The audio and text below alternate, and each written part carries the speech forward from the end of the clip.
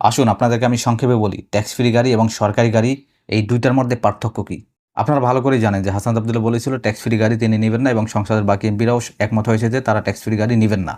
কিন্তু গতকাল সংসদে দাঁড়িয়ে হাসান আব্দুল্লাহ বলেছেন যে তাদের একটা গাড়ি দরকার, কারণ তারা বিভিন্ন জায়গায় যাতায়াত করেন, সরকার যেন তাদের একটা গাড়ির ব্যবস্থা করে দেয়, সরকারি গাড়ি। এটা সত্য, হাসান আব্দুল্লাহ তিনি একথা বলেছেন। কিন্তু আমাদের আগে বুঝতে হবে ট্যাক্স ফ্রি গাড়ি কী এবং সরকারি গাড়ি কী। কিন্তু এই বিষয়টা না বুঝে একটা দলের, রাজনৈতিক দলের নেতাকর্মীরা তারা বিভিন্নভাবে বিভিন্ন অকথ্য ভাষায় হাসান আব্দুল্লাহকে নিয়ে ফেসবুকে পোস্ট করেছেন, হাসান আব্দুল্লাহকে নিয়ে বিভিন্নভাবে অশালীন মন্তব্য করেছেন, হাসান আব্দুল্লাহকে নিয়ে বিভিন্নভাবে বাজে মন্তব্য করেছেন। সো আমাদের আগে বুঝতে হবে ট্যাক্স ফ্রি গাড়ি কী এবং সরকারি গাড়ি কী। ট্যাক্স ফ্রি গাড়ি হচ্ছে আমি আমার ব্যক্তিগত টাকায় আমার নিজের জন্য একটা গাড়ি কিনতে পারবো সরকারকে কোনো প্রকার ট্যাক্স না দিয়ে। সাপোজ আমি একটা উদাহরণ দিচ্ছি, আপনি একটা ১ কোটি টাকার গাড়ি সরকারকে ট্যাক্স না দিয়ে ৩০ থেকে ৪০ লাখ টাকায়, মানে অর্ধেকেরও কম টাকায় কিনতে পারবেন এবং ওই গাড়িটা আপনার নামেই হবে এবং আপনি চাইলে পরবর্তীতে আপনার নিজের সম্পদ মনে করে ওই গাড়িটাকে বিক্রি করে দিতে পারবেন কেনার চেয়েও বেশি দামে। এইটা হচ্ছে ট্যাক্স ফ্রি গাড়ি, মানে সরকারকে ট্যাক্স না দিয়ে আমার নিজের নামে কিছু করা।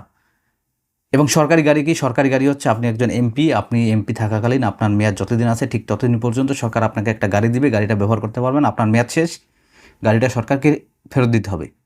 ওই গাড়িটার আপনি দাবি করতে পারবেন না এবং ওই গাড়িটা আপনার নিজের সম্পদ মনে করে কখনও বিক্রি করার চিন্তাও করতে পারবেন না। এইটা হচ্ছে সরকারি গাড়ি। আর এইটাই হচ্ছে পার্থক্য সরকারি গাড়ি এবং ট্যাক্স ফ্রি গাড়ির।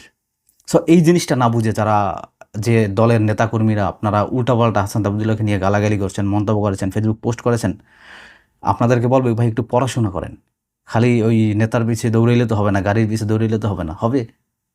ওই নেতার গাড়ির পিছিয়ে দৌড়াইলে তো কোনো লাভ নাই। পড়াশোনা করেন, রাজনৈতিক জ্ঞান অর্জন করেন, রাজনৈতিক শৃঙ্খলাবোধ কীভাবে বাড়াইতে হয় এইটা চেষ্টা করেন। কাউকে গালাগালি করা তো রাজনৈতিক শৃঙ্খলা না, তাই না? আর আপনি সমালোচনা করবেন, ইউ হ্যাভ রাইট, কিন্তু সমালোচনা করেন যৌক্তিক।